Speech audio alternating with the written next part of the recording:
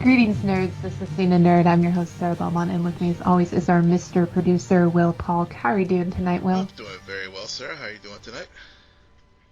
Doing good. Doing Yeah, good. I feel energized. I know. You were like popping a bunch of tweets out this evening, like fun, like I was like, wow, Sarah's Okay. getting warmed up for the show.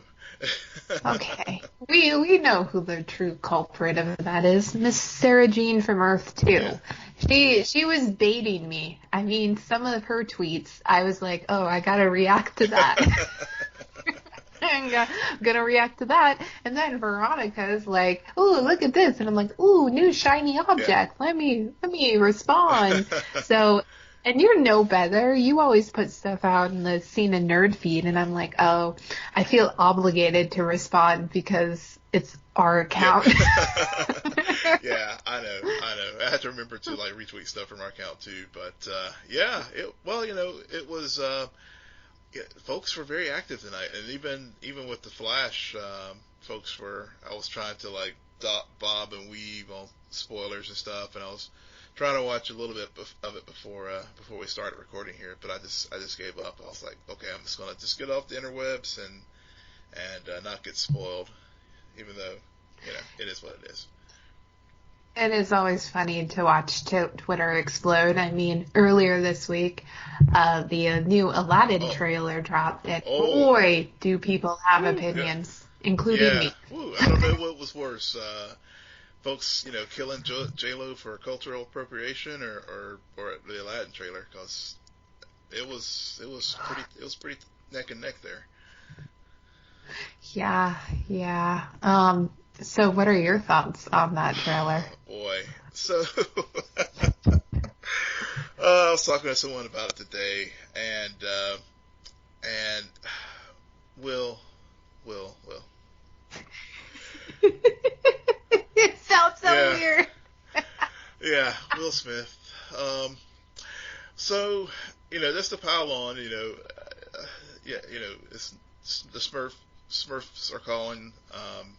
It's I guess the thing that bothered me, and I watched it again tonight whenever, just so we could get my same visceral reaction. The trailer itself, I mean, the movie itself, it looks. I I think it's going to be good. If it didn't have Will Smith as that blue whatever the fuck he is, I mean, Oh my God, your children will okay, hear you. I'll edit that. Uh, No, that was so perfect. I'm so used to being the potty mouth on the show. I was like, finally, Will yeah, has cursed. This yeah, is yeah. amazing. It's I don't know. It's just it's bad. It's just really, really bad. I mean, I was thinking of like Moana and like The Rock when he was playing Uh-huh. the character. And yes, I knew it was The Rock and the voice and everything, but it didn't. They did a good job of dressing the character up and not it being just a rock. And obviously you have Robin Williams and his iconic playing of the genie, and you can't Hmm. help but do that. But instead, I just get like Will Smith not even trying to be another character. It's just Will Smith again being Will Smith, like his same old trope in every single role that he plays. And he's got this funky ass blue makeup job going on that is just, oh my god. I mean, come on, Disney. You're Disney. Do better. Yeah, Do yeah. better. Yeah. Oh, So yeah. yeah, And they yeah, can do better. We've seen them yes, do better. We know it's in their budget. We know they're taking all that Avengers money. So put it yes. somewhere. So here's something interesting about that trailer. I compare it to the latest Fantastic Mm, Four mm, movie trailer because somebody on a podcast mentioned one time in reaction to when that first trailer dropped that they didn't have a good feeling about the movie because nobody mm, talked. And when watching this trailer, I think it's really interesting how the trailer is quote unquote long, yet only maybe 2 people have 2 lines, 3 lines. Aladdin hasn't said a damn thing, which worries me because the whole movie is on his shoulders. I don't know if he can act. Neither has Jasmine. Now, her, I forget her actress name, but she has been in more movies, and I think she'll be fine. But still, I'm kind of like, hey, I'm a 90s kid. If you tell me I'm going to watch Aladdin, you know what'll sell me? Whole new world. Exactly. Yeah.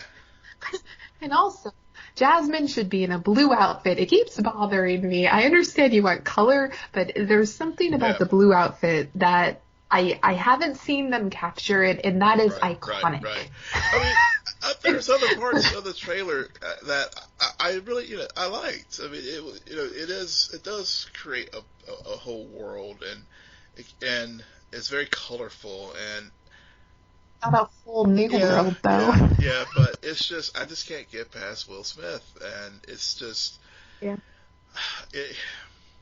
again, Disney, you can do better. I mean, Thanos, you took Josh Brolin and made him into this amazing being. You can do better.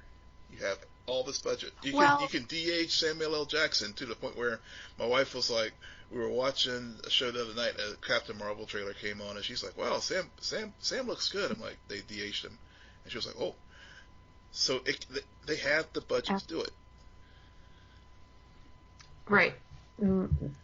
I think, though, you can only blame them for half of it, because the other half is the fact that Josh Brolin, he took that character and through acting elevated the material into the iconic Avengers villain that we know. And I think that's really, underneath it all, is really what is so annoying about that scene, is it was Will Smith in blue makeup, and at the end of the day, whether it's Will Smith or whether it's Jasmine's outfit, clearly it's just the blues all over this trailer. I see what you did there, and you're so right. I had to sneak it in there. I thought about it, and I was like, ooh, Will, stop talking so I can do this iconic. Well, again, it drove me to F-bombs tonight, because it just really frustrates me when I saw it again. You have the blues about so many things this week, because you also mentioned on our rundown tonight the Oscars are, I don't know, making the wrong decisions again or something. Yeah, they are, and I think this will, anyone who's listened to us for a long time, I thought of you when I saw this news where the Oscars have decided, in addition to, let's see, where do we begin? Let's see, we go back to the fall where they try to come up with the popular movie category, and then they get Kevin Hart, and they don't do a simple, check his timeline to make sure there's nothing offensive there, because, I mean, hello, we're in 2019, everybody has something that they've said that can get you in trouble, and then we find out they're going to give out 4 awards during a commercial break. And what 4 awards are they playing? They are going to hand out cinematography, makeup and hairstyling, film editing, and live action shorts. Oh, and it gets better. They say, well, we are going to be showing these things on all different types of platforms, and we're going to be streaming the show, and blah blah blah, and I'm like, just stop it. You're just digging a deeper hole.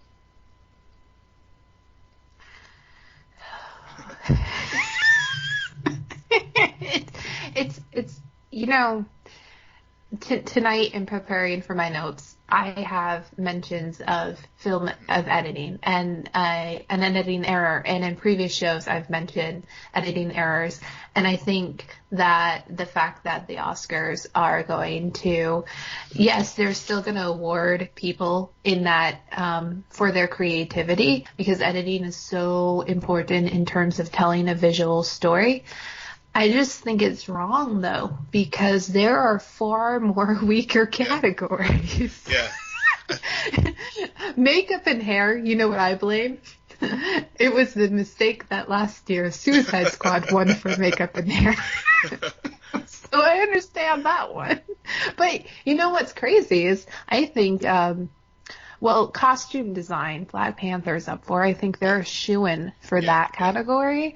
So, okay, they're not being, like, who decides what people not only deserve an award, but deserve to be recognized on that large of a platform in front of anyone who watches? I mean, it just defies logic and reason. But I mean, that's been consistent with the leadership of the Oscars this year. When I was I think I read an article. I think it was in Variety or something like that. And one of the nominees was just like, look, we are the backbone of film. I mean, cinematography, film editing. I mean, those without. Those are the things that pull all this together. I mean, and it really is a slap. I mean, I feel offended for the nominees because, doing this podcast with you I've really gained a greater appreciation for those types of things and the discussions that we've had on it. And, I feel offended for those folks that they're getting relegated to not being, recognized, as you said, on the largest stage of the telecast, getting relegated to, oh yeah, and by the way, these people won. And, you may see it on Twitter or Facebook or, if you are the people who have cut the cord and, stream everything, maybe you'll watch it, there. But, that's a smaller audience than what where the vast majority of people still consume, which is, via television. Right. I was watching True Detective Season 3 last night. Mm-hmm. I've just started it. And I immediately was sucked into the story, not just because the writing is back to Season 1 level writing quality, but also, I mean, Mahershala Ali is kind of like just a heavyweight these days in terms of acting and performance, and he's probably going to get an Emmy for this. But the cinematography is breathtaking, and the editing is so smart. It is Sharp Objects Season 1 smart in how they're telling this story and deconstructing the narrative. And you're absolutely right. Like, cinematography, photography, and editing is really the backbone. And most directors, like, they prefer to have certain people do those jobs time and time again because they know that they can shoot all the right scenes, but they need somebody to put it together in a way that is unique and interesting and does the story justice, and also make it visually appealing so you don't feel like this is like a student filmmaker or things you could shoot on your iPhone. Like there's an artistry there that it is very offensive. They would undermine in that way. Yeah, it's just maybe 2020 they'll figure it out, but and knowing the Oscar folks, they have 2 weeks. So maybe they'll back off and Good point. I think this is a perfect time to transition into Black Lightning because they had a major editing mistake that drove me crazy during this episode, which I liked this episode.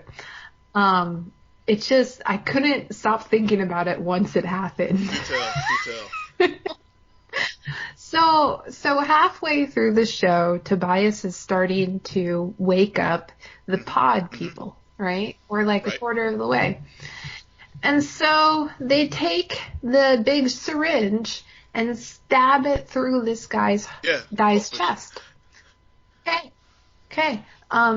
There was no rip of the fabric on his shirt.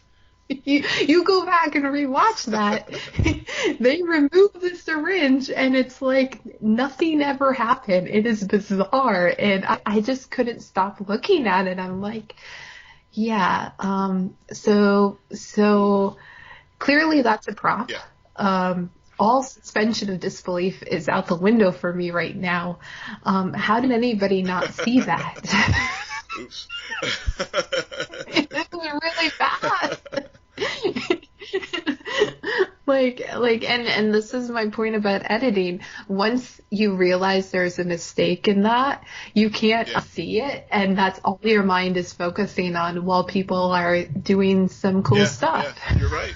Wow. So I have to go back and look at that again. Yeah. Oh yeah. When I saw that scene, I was just, as I said, I thought of the scene in Pulp Fiction, but now I'm gonna look at it in a whole new light.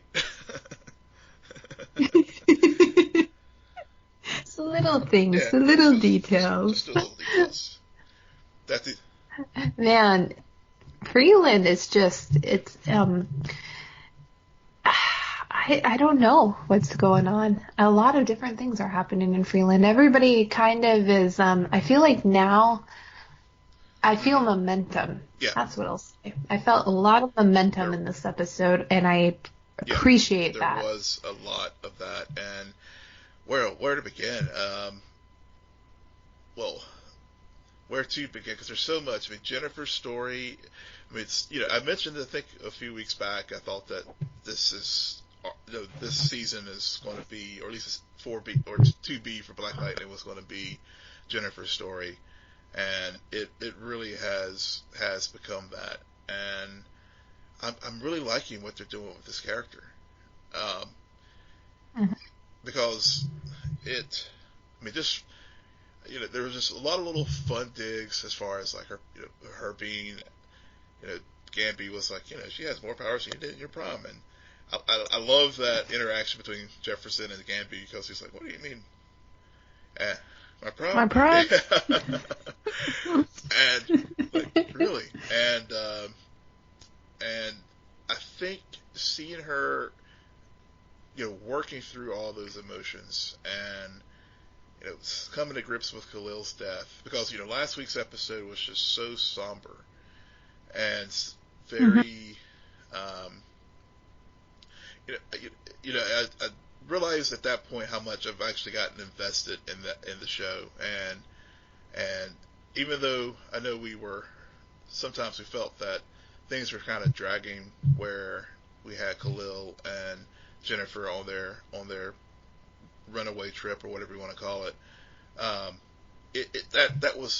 that arc was really necessary to really establish her, and we see this all the time with our heroes, that tragedy to basically open a door to them embracing their meta-human nature, and so we're getting that payoff now with her, and just get out of her way, because she is hell bent on getting vengeance for Khalil and coming after Tobias. So there is that momentum that is definitely building towards that.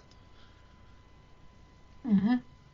Yeah, I finally it took us a while to get there, but I like where Jennifer currently is. I love all of the metaphors about her being a nuclear bomb and on the brink of self-destruction, and it's scaring Will shitless because this is a father of a teenage daughter's worst nightmare, and it's not a far stretch from the reality of that situation. My father can attest to that. I had it this morning, so it was just a very the drive to school this morning was just like, all right, let me just get this girl to school. Yeah. And it reminds me of some of our discussions about season 1 and how it was at the high school. And so, yes, as much as there was melodrama, it's really the plot lines in the sense of family and growing up. They used it in a way to parallel the Jefferson and his kids getting these powers and not knowing what to do with it.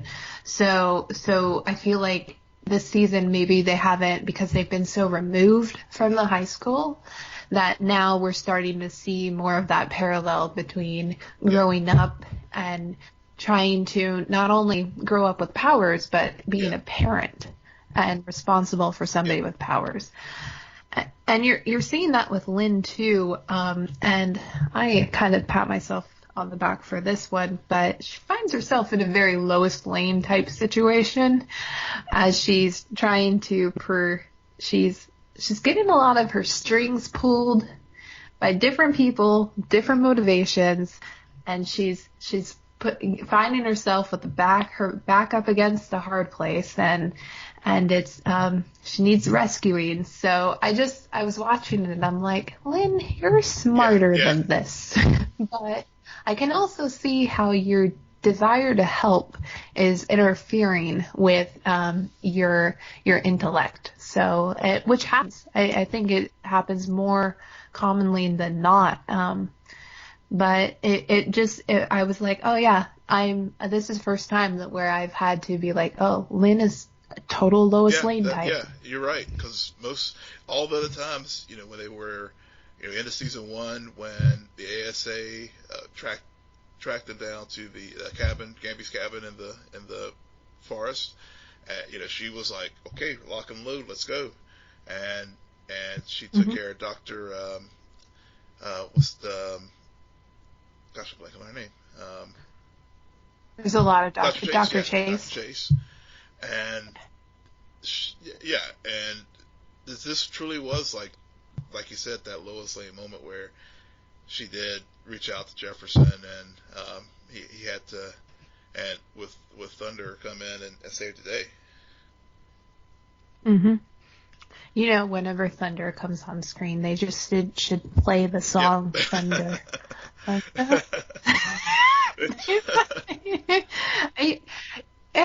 even like I think for a minute I was worried about Tobias as a villain, because this is our second season with him. He continues to do the same thing again and again. We get it, but he's got his girl now. He's got his power. Made one mistake, in my opinion. You don't kill a character played by R.J. Kyler. I mean, that's just stupid. But he's even smart enough to randomly select the pod people and just randomly find himself with the Masters of Disaster. I mean, the guy's got luck on his side clearly right now. Tobias is he's playing with house money now as far as villains. And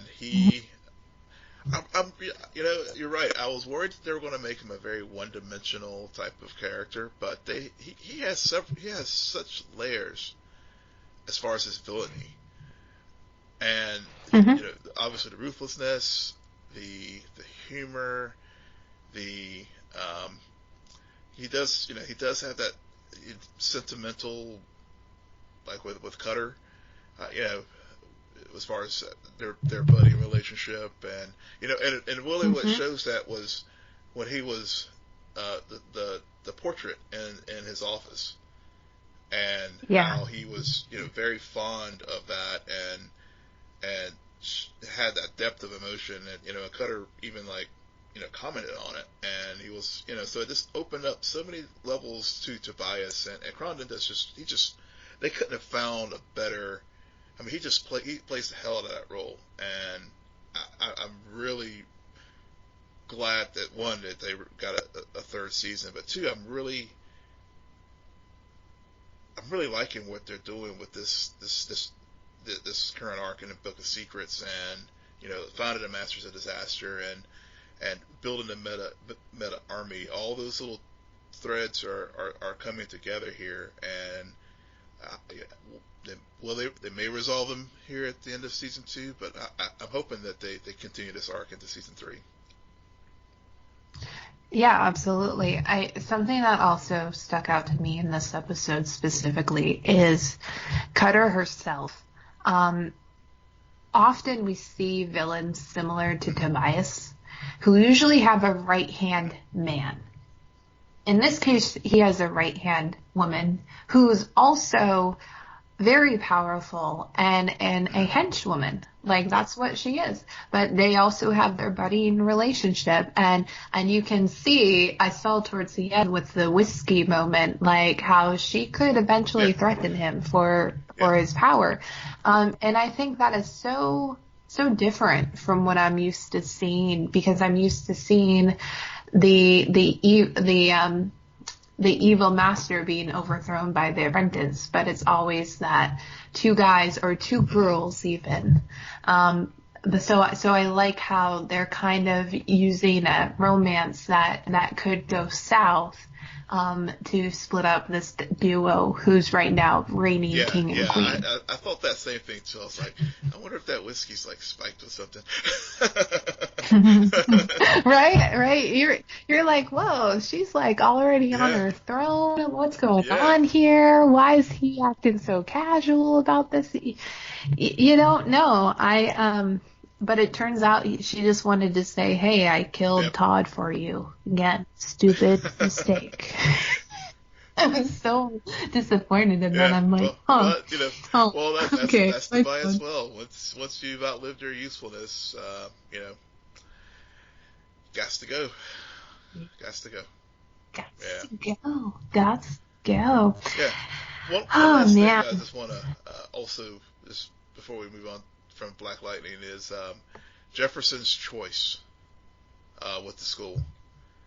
I just wanted to bring that up, and that I'm glad that they didn't take the lazy way out and reinstall him as the principal. I want more Stand By Me moments in these episodes. I've been hard on Jefferson this season, I'll admit it. And this episode, that one Stand By Me call out moment, I was like, you know what? Yeah. He's right. Where's the second chance? Where has Jefferson been? And I completely agree. It was a great decision to reincorporate that plot point, bring it back up, re-raise the issue, and also say we're not ready to go back there yet. We've moved on from that chapter, and Jefferson has moved on from that, and it's important that in terms of everything else we're setting up around him, that we don't allow him to get back to that position so easily. It was just, I'm glad, like you said, I'm glad they're back in the school, because that was one of the elements that I liked about the first season, and also, and just the show in general. So, this show is not shy to take on issues, and having a viral moment, and also the principal Lowry, saying, hey, look, I had a hard life too. And you don't see me doing X, Y, and Z, but it was a good way. I think they handled the issue of white privilege in a very thought-provoking way, because Lowry, and maybe by Jefferson taking the stance that he did, maybe this will give Lowry open the door for him to do some self-reflection as far as why he may, especially to your point, what you brought up about second chances. Lowry Jefferson just gave him that second chance. Mm-hmm. Yep. Here's a Will's choice moment for you. Who handled white privilege better, Cloak and Dagger or Black Lightning? Can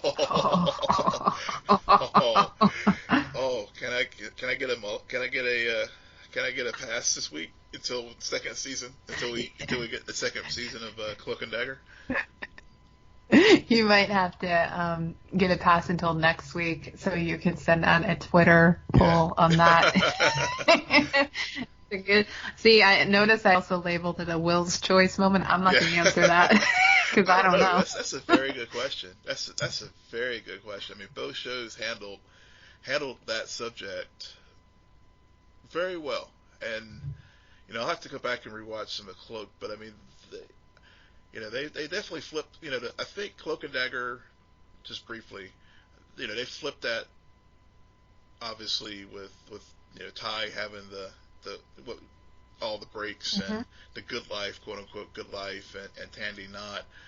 I think I'm just saying I'm just going to hold judgment for right now, because I want to see what they do with Lowry, and see and No, see how that's they fair. handle that when he realizes that it was Jefferson that gave him that second chance especially in the context that you raised with the Stand By Me moment and not Stand By Me that movie with Morgan Freeman moment. But I don't. I like can maybe yeah, picture it, yeah. but yeah. Speaking of not taking the easy way out, Deadly Class had an episode last week. Yeah. Are you all Yeah. caught up? Oh, I'm really Okay. Because enjoying. I really want to talk about enjoying this show. it. They had episode 4, Mirror People. Sets it up the classic, hey, this is a high school TV show, so we're going to do a spin on the Breakfast Club. And I was initially kind of like, really? Why? What purpose? And then they started killing people. And I knew who was going to be the first Jared. to die. But Bye-bye, Jared. What? Bye-bye, Jared. Bye-bye. We saw it coming. You had to. Because we did. But then they eventually they dropped all of those references, and it just became a version of that tale on its own, like the Deadly Class version of that episode. And I loved it. That fight scene in the diner at the end. That's something you get in a movie. Yeah. Like, that was genius. That was some Mr. Robot level crap. It was. I actually watched the after class, and they were They were talking with the cast and crew about filming that particular scene, and they had the stunt coordinator on there, and he was just sharing how they choreographed that scene, and really bringing out just the sheer dance. I'll just say the dancing elements of the fight, and really working with the actors and making it very fluid. And it was you're right. It was like next level fight choreography. Yeah, and I like how all of every character wasn't fighting the same. They had their own spin on it because of their skills, because of where they come from. I mean, Marcus's fighting style, he's from the street. And so he was like, grab anything and everything, throw it at them. That's all I could really do. And he got beat up a bunch, but he still pushed through because it's Marcus.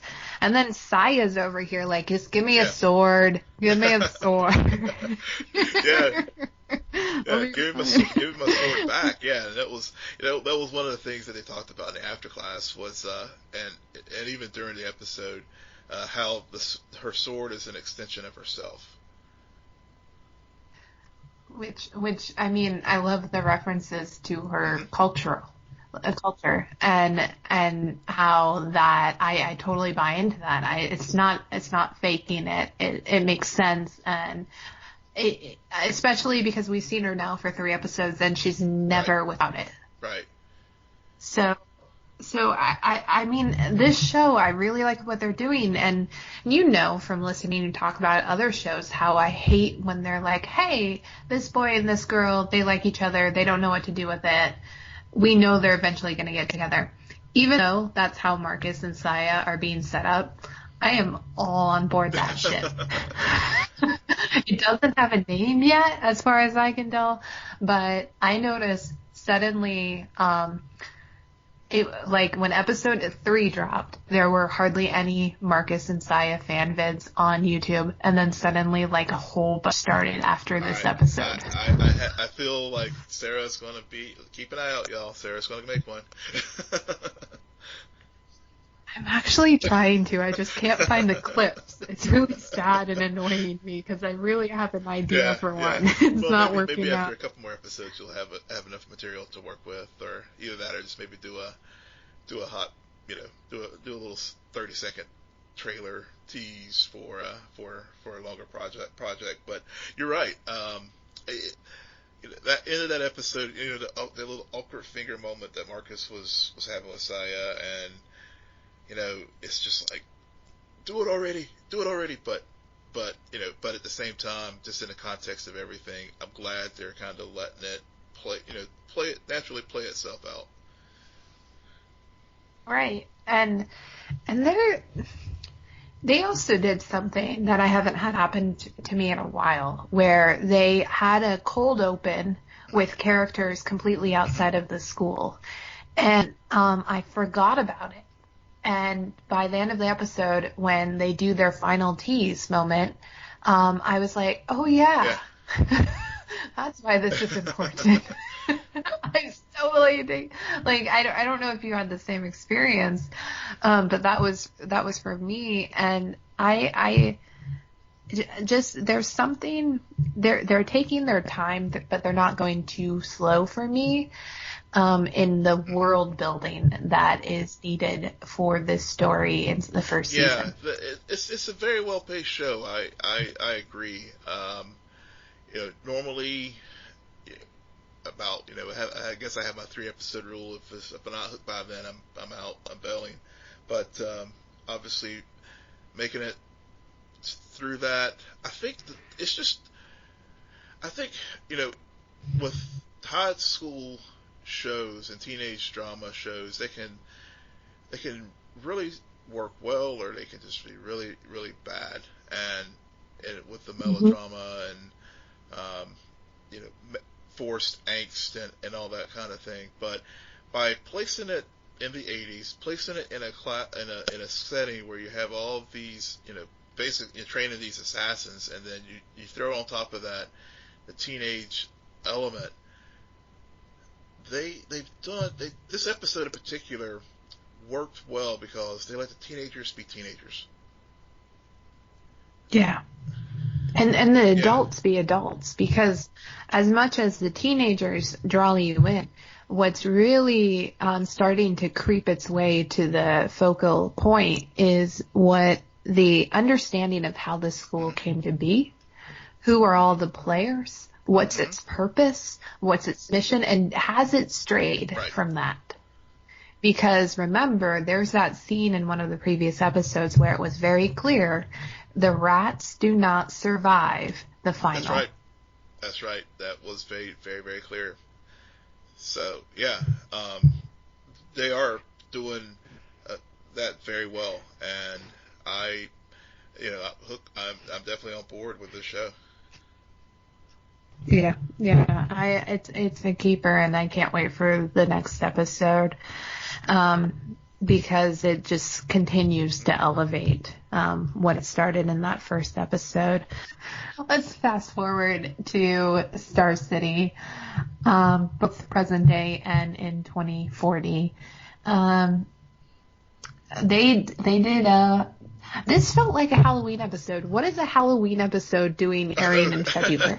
Well, I know it felt totally like a Halloween episode, and the only, I guess, Oliver was in prison back in Halloween, so they had to save it till now, or maybe it was a commentary on Valentine's Day. I don't know. Maybe, who knows? I mean, Deadpool gets released in February, so exactly. Why not drop this kind of episode? This episode, I'm still trying to wrap my mind around, because I'm very mixed on it. It's not that I didn't like it. I also wasn't blown away by it.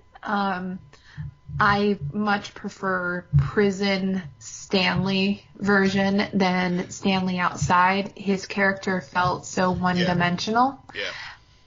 Yeah, and that really fell flat. Him being a threat. Okay, this is what bothered me. I'm so glad we're talking about this. Takes me a while to get there, but then I'll get there. He felt so non-threatening because they decided to use the gas substance to freeze everyone. And the whole time I'm like, how are they talking to him? If they're frozen still, they're still able to talk That doesn't Right, make because sense earlier to in me. the episode when a person was frozen, they had a hard time speaking. Yeah. And here, Oliver is delivering like a full monologue, and I'm like, Yeah, shut yeah. up. I get. I think that scene was about a minute and 30 or 2 minutes too long Hmm. because they had built up. I mean, the tension was building. I mean, I was there for a while, but after a moment, I was just like, okay, too much exposition, too much. It's just like, yeah, because it was just like it was padded just so they could just do the result, which was going to happen, which we all saw happen as soon as we saw the bottle. Hmm. Just don't drag it out Hmm. because by the time it was executed, all the momentum and all the tension was gone. Right. The momentum and tension, might I add, that was built because freaking Canary lost Yeah. her cry. Or we don't know if she lost her cry, but we know why she has that scar in the future. And in that moment, I was thinking about it, and I'm like, wait a second. Like 3 minutes before it happened, I was like, wait a second. Is she going to get her scar? Yeah. And then it happened, and I was like, Yeah. oh my God. But imagine if they had taken this episode, instead of incorporating the Olicity subplot and leaving that maybe for another time, why not have this be about Dinah? She's now the police captain, an outed vigilante, an outed Mm-hmm. meta. There's so many dimensions to that, and I'm so thankful that they gave her the screen time she had. She Yeah. deserved more, because those moments with Captain Singh. Chief Oh, Captain Singh, yeah. thank you. Yeah, Yeah, go I was ahead. just thinking that. I mean, that all those moments in that episode, I was happy to see Captain Singh and it really they were touching on it throughout the episode as far as her being outed and being a meta and and and it. Yes, they should have just. You're right. They should have held off on the obviously telegraphed um, Mia reveal for another episode. Hmm. And I think to your earlier point and about this episode, it was serviceable but in our discussion here tonight, it the thing that keeps coming back to me is all this stuff is telegraphed Yep. and like we saw it coming, and we talked about this. I don't know if it was last week or week before about once we do get that ultimate. I guess it was last week when we talked 150. Um, Hmm. when we do get the inevitable reveal about Mia and Connor and everything, will it work? And because it's sort of like Savitar with the Flash. We saw it coming. Everybody called it like early on in the season when Mia was first introduced, and when it finally did happen, it I was like, okay. I mean, I saw it. It didn't have that. It didn't have Hmm. the oomph that it could have had because we saw it coming. Right. Versus, Emeko, that actually worked in comparison. Yeah. I mean, we Yeah. compared the two as far as reveals this season. Hmm. That one was more effective of a reveal than this one. Yeah. I'll agree with that, and even her connection to Oliver and how all of that played out worked better than this reveal. Like, I ain't hating it. But, I mean, you don't cast that actress and think, oh, we're not going to have her be Oliver and Yeah, Felicity's yeah. child. Yeah, no, no.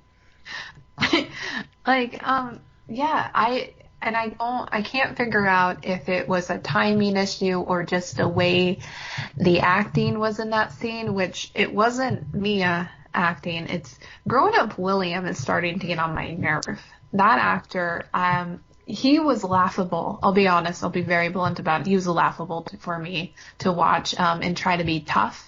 and try to act like he's some smart ass. He's not. But in fairness, he had the line of the night. The one, Which one? Whenever whenever he was asking if Felicity was his mom. Yeah. His mom, yeah. His girlfriend. Or his girlfriend. Like, what are you dating? No, I'm gay, and that's my mom. Yeah, stepmom. Yeah.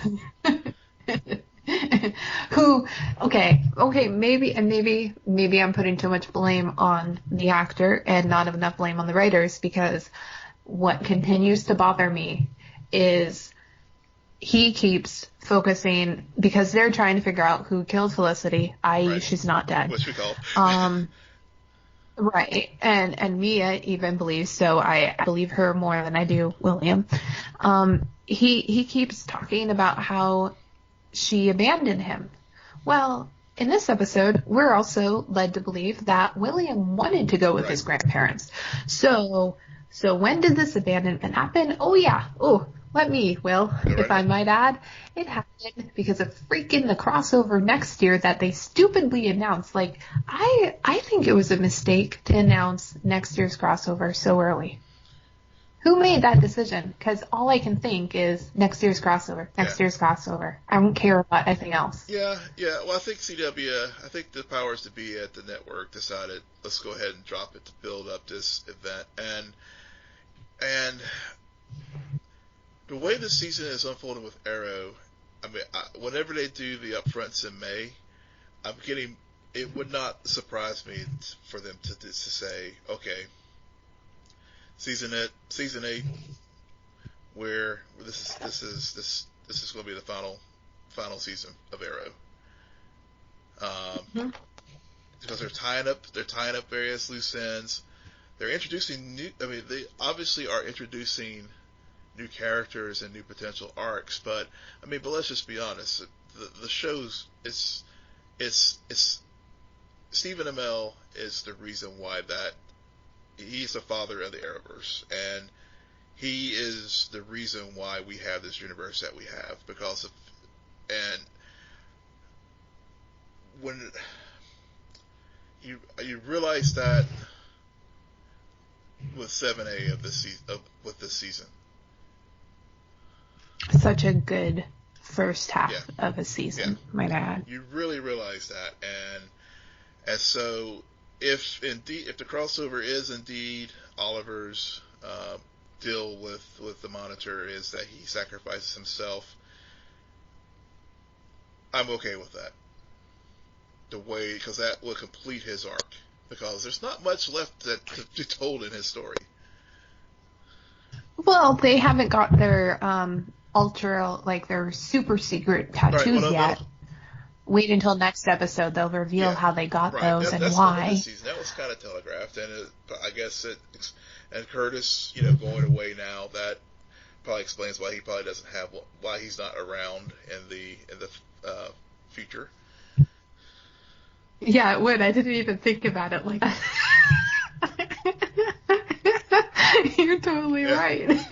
A few times Will catches me by surprise, and that is one of them. I'm like, yeah, that is right. I never question where is Curtis. I'm always like, where the freak is Oliver? Why isn't anybody concerned about him? Oh, he's dead. And here, as much as they are wrapping up loose ends, and you're absolutely right, the biggest loose end that they are not wrapping up, that is, and it's the only reason why I think that him dying in next year, or this year, might I add, crossover event is 2040 and how it looks. Did we really waste 8 seasons of an episode to build up a hero who technically did not save Star City and made it for the worse, according to his daughter? Right. So, as we know from the Flash, time is malleable, and also with the Legends. So, what we're seeing with these Flash Forwards, could this be just a good dramatic narrative of a possible future timeline that could easily be blown up if what we've just been talking about, where Oliver does survive the crossover event, and we do have a better Star City, because otherwise it would suck to know that the series ends where we end up with a future where Star City is just gone to hell, and the Glades are actually the better place with bad hair Renee as mayor. Thank you for bringing up bad hair Renee. I was going to put in a dig, but you beat me to it. And scarless Renee, remember, I don't know how he resolves that scar issue. Still annoys me. Yeah, and that's what I continue to debate while watching Arrow season 7 part B is, okay, now that I feel like I know where we're going, how the heck do we get there? Because where they're leading us isn't a happy ending, and I don't believe in the happy endings for show. I think you can resolve the show with everyone living happily ever after, but in terms of heroism and sacrifice, and the idea that this show really advocates for vigilante behavior and doing what's right against all odds and the rules, why would they basically end it with and everything went to hell and it was all the vigilante's fault?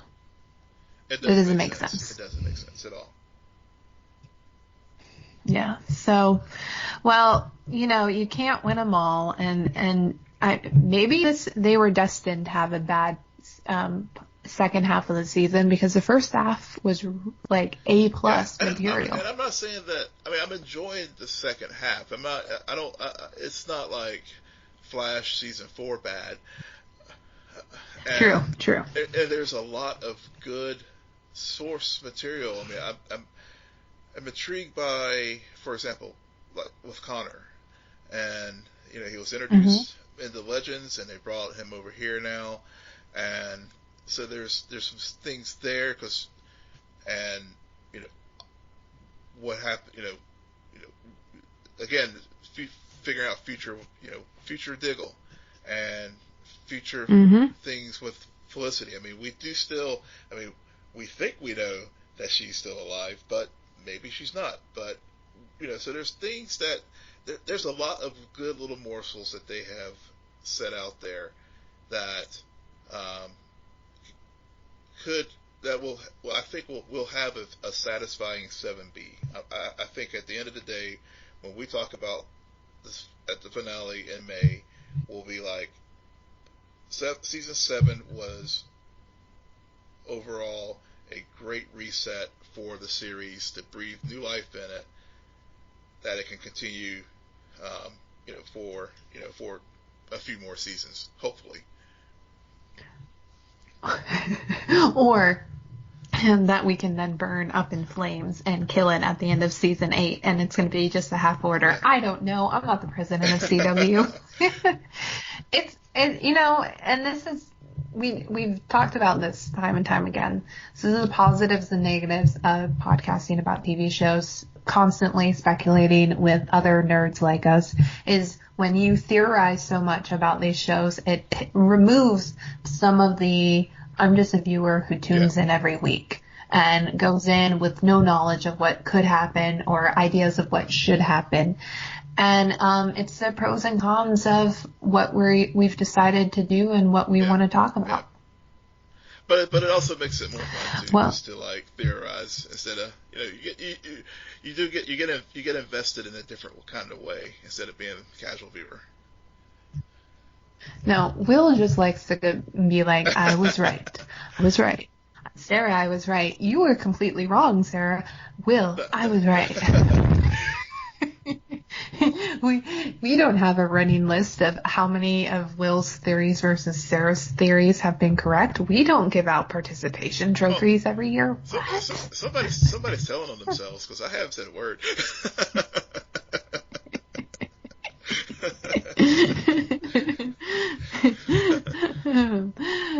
All right. So, Will, why don't you tell our listeners where they can find you and give you a participation trophy for being right about a theory? You can find me at Will M. Polk. That's WILLMPOLK. And you can find me at SJ Belmont, SJBELMONT. Please follow ARC on Twitter at CNN Nerd. Friend us on Facebook, follow us on Instagram, but most importantly, rate, subscribe, and comment on iTunes, SoundCloud, and Spotify. Hey, we also have a YouTube channel. Good night, Geek Out. You're welcome.